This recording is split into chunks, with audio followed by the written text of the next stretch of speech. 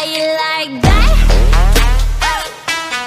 You gon' like that? Ça y est, c'est encore le massacre du clan Uchiha, encore une fois. Ça y est, Itachi doit être fier. 人を助ける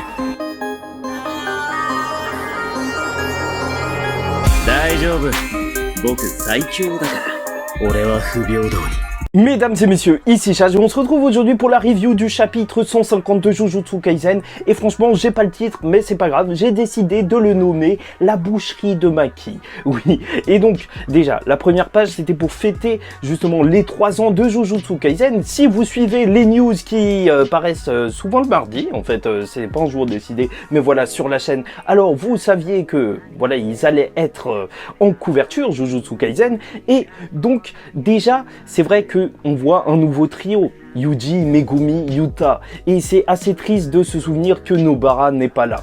Elle a été remplacée par Yuta, la nouvelle fraîcheur de la team, et c'est vrai aussi que Yuji, en fait, il est totalement différent du début de la série. Quand tu regardes son visage maintenant, c'est fou comme il est sérieux, il a plus son sourire d'avant. Mais en plus, le chapitre, il commence par une page couleur, mais juste magnifique, avec comme texte « La destruction, tel est le fléau qui lui a été confié ». Oui, confié par sa sœur Mai, et elle va honorer ce fléau. Et en plus, Ogi disait que Maki et Mai étaient les fléaux de sa vie. Bah là, il a totalement raison. Force est de constater que il les détestait et Maki lui a bien rendu. Ça fait toujours autant plaisir de voir sa tête découpée, vu tout ce qu'il a fait à ses filles et qu'il a essayé de les tuer. Mais après, je n'encourage pas ça. En même temps, si vous essayez de tuer votre père, et c'est même pas la seule page couleur, puisqu'on en a une qui suit, qui est aussi très belle. En fait, c'est une page qui se passe sur la plage avec un ton grisâtre, et c'est vrai qu'on s'en souviendra. En plus, habillé en noir et blanc, yin yang, je vais pas commencer à te faire des fausses interprétations, mais je trouve quand même que c'est bien vu le fait que les bras qui les relient soient cachés. C'est limite comme s'ils étaient vraiment liés, en fait, en dessous de ce drap, de ce bout de tissu. Et de toute façon, elles seront liées pour toujours. Bon, bref, la première page, c'est une alerte pour tout le clan qui est en train de flipper. Apparemment, Ogi serait mort, pas avec les cafards. En plus, comme commentaire sur la page que l'auteur il nous met comme mini-introduction, il nous écrit que Maki s'est éveillé. Et je trouve que c'est une notion qu'on retrouve souvent dans Jujutsu Kaisen. Déjà, c'est une notion spirituelle, et c'est vrai qu'on est très axé sur tout ce qui est spirituel. Il y a quand même Nobara qui utilisait des techniques vaudou, ou même, on peut même parler d'un éveil physique qui est aussi très présent, comme on a pu voir en fait avec Gojo. Moi, je pense directement à ça. Lorsqu'il a combattu Toji, il était revenu complètement cinglé, mais il était éveillé, et ça avait été évoqué. Ça fait aussi très grosse référence au bouddhisme, spiritualité et tout. Non, ça marche, hein. Maki éveillé, ce sera cette forme dans les jeux vidéo qui n'existe pas. Bon, les membres du clan Zenin, ils ont pas vu qu'elle s'est transformée en Toji, donc ils vont penser que c'est parce que Ogi a relâché sa garde. Le capitaine de l'unité Kukuru, dont je ne me souviens pas du nom et dont je m'en fiche éperdument vu ce qui lui arrive, va être envoyé pour régler le problème Maki. L'unité Kukuru, on va essayer de s'en souvenir, même si elle n'existe plus, c'est l'unité pour ceux qui n'ont pas de sort d'exorcisme au sein du clan Zenin, et donc Maki, elle était à l'intérieur, c'est là où elle s'est entraînée, et c'est une sous-branche, justement, de l'autre unité qui ont des pouvoirs, les Hei. H-E-I, je sais pas pourquoi je te dis ça. Bref, Maki se fait attaquer littéralement par toute l'unité, et elle va faire un truc, c'est que heureusement que j'ai regardé Top Chef, parce qu'elle a dressé des filets. Ça, seulement un expert peut vous le dire. Elle est en train de les découper, mais avec une précision, c'est tellement propre. Elle enlève les têtes, elle découpe les bras. Non, c'est beau. How you like that?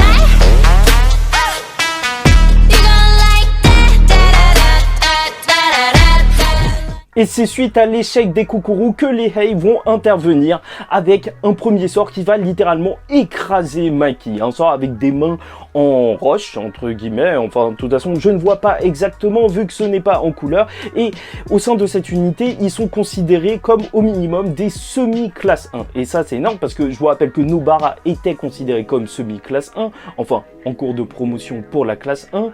Et que même Megumi était en cours de promotion pour la classe 1. Donc voilà, voilà, ça te donne un petit peu une idée du truc. Mais l'attaque de Shojoro va littéralement rien lui faire alors qu'elle a été écrasée par je ne sais pas combien de tonnes de cailloux. Et en même temps, je sais même pas pourquoi je te dis son nom parce qu'on se fout des noms des personnages dans ce chapitre.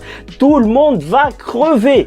Et oui, elle a survécu aussi parce que son corps est beaucoup plus résistant. Je vous rappelle qu'elle a quand même survécu à l'attaque de Jogo avant de s'être éveillée, juste parce que son corps était plus résistant, alors que Nanami et même Naobito, ils ont pris cher à ce moment-là. Et à partir de là, il faut avouer que Gege Akutami, ça se voit qu'il n'y a pas eu trop de temps pour terminer le chapitre, et ça fait que les dessins sont un petit peu rapidement faits pour les pages d'après, mais de toute façon, dans le tome, ce sera corrigé, et ça arrive assez souvent. De toute façon, le chapitre reste magnifique, et c'est vrai qu'il y avait plein de personnages à dessiner auparavant, et surtout une boucherie à dessiner. Donc, elle se fait bloquer par un gars, mais elle arrive carrément à contrer son sort alors qu'elle n'a pas d'énergie maudite, tellement elle est puissante, ça lui explose littéralement les yeux, il y a du sang qui sort de ses yeux. Mais vu qu'elle est un peu retenue, alors c'est Jinichi qui va venir pour la terminer. Pourquoi? Parce qu'ils sont extrêmement traumatisés par ce que Toji avait fait, parce que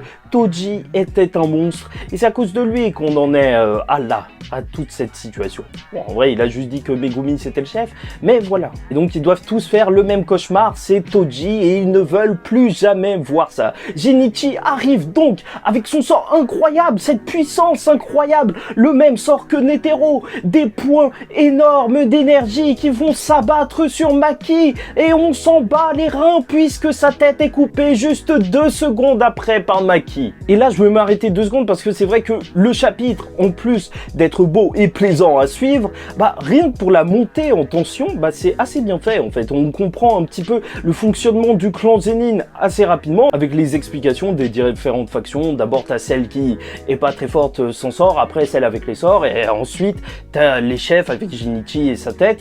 Et bon, bref. De toute façon, Maki s'en contrebat les reins puisqu'elle va jeter sa tête qui va faire un plouf. On remercie Gege Akutami d'avoir laissé ce détail parce qu'on en oublie trop souvent le petit plouf lorsque la tête de son oncle tombe dans l'eau. Et là, elle se retrouve donc face à Naoya, le numéro 1 des Hei, qui lui dit que elle n'a pas de cœur alors que c'est lui, c'est très drôle. C'est très drôle, lui qui dit ça, mais bon, bref, il va prendre cher, même si je crois, et je pense que là c'est assez spécial, qu'il ne va pas mourir étrangement.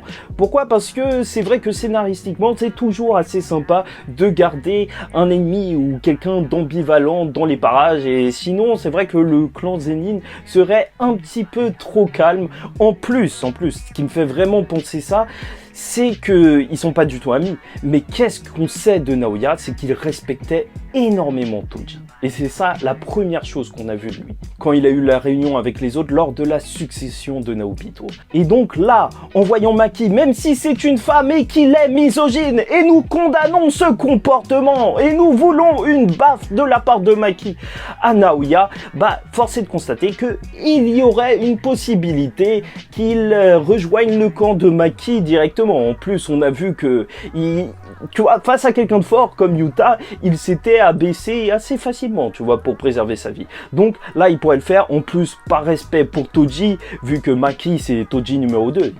Arrêtez de mentir. Voilà, je pense vraiment qu'il y a moyen qu'elle le promène comme un petit chien bientôt dans les prochains chapitres, ou qu'elle l'envoie faire des missions. En tout cas, Megumi va être content puisqu'il ne voulait pas être chef du clan. Maintenant, il est chef du clan, mais il doit y avoir 3-4 personnes au grand maximum qui restent de ce clan.